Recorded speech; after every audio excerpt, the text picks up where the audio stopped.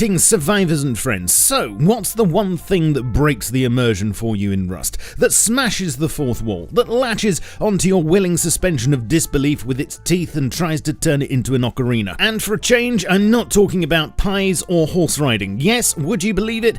After what seems like 84 years. we finally have fractional reloading.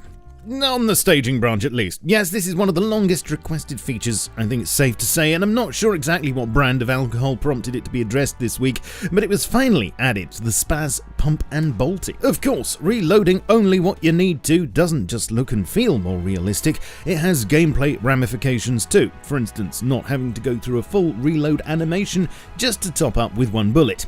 I guess I don't need to say too much about this, you can figure out the rest, but suffice to say, this one can at long last now be laid to rest. It seems though that somewhere on an old napkin or the back of a sandwich there's a quality of life list that's currently being worked through, as over the last week a load of other tweaks and fixes have been made. A bug that zoomed weapons in too much if your field of view wasn't set to the default was fixed, and the Pumpy also has slightly less zoom. Muzzle brakes now properly apply recoil reduction and reduce damage by 15%. Compound bows now behave just like hunting bows when not charged, with the same rate of fire and damage, plus their cost was reduced and they're now only 25 metal frags instead of 75. Tracers are visible from a longer distance but are only 1/4 of the length, and I'm really sorry if this was a favourite pastime of yours, but you can now no longer use weapons when loitering inside deflated hot air balloons, and you can no longer see through the canvas.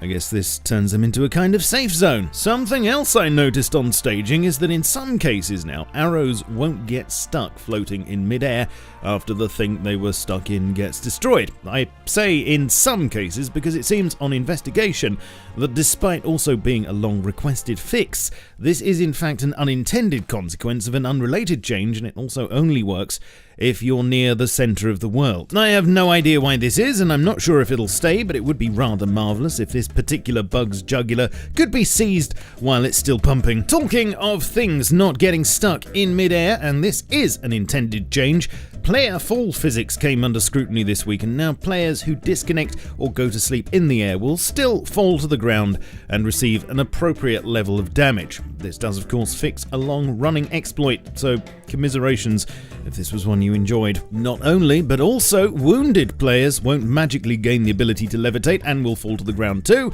and if the block that a player is sleeping on gets destroyed, said player will also come down to earth with a splat, although please note, players will not fall through water. There'll also be a convar for this feature, and it is server.playerServerFall, which will be set to true as default. Last week, if you can remember back that far, I mentioned that a new debris system's being added for destroyed building blocks that blocks building in their place for 30 seconds, and this week it's now been extended to also include wall frame inserts and shop fronts.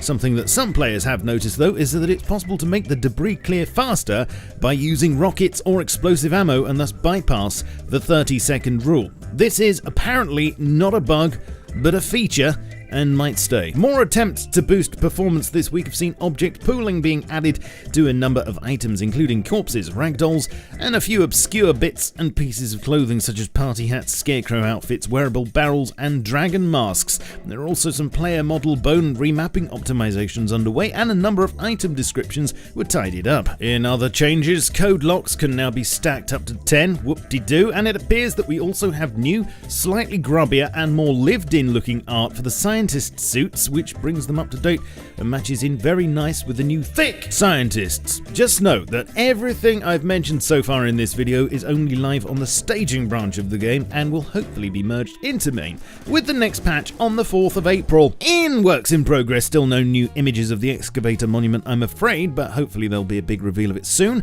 Last week I showed some images of the lighting rework on the scientist compound. News is that now attention has been turned to giving the same treatment to the bandit camp.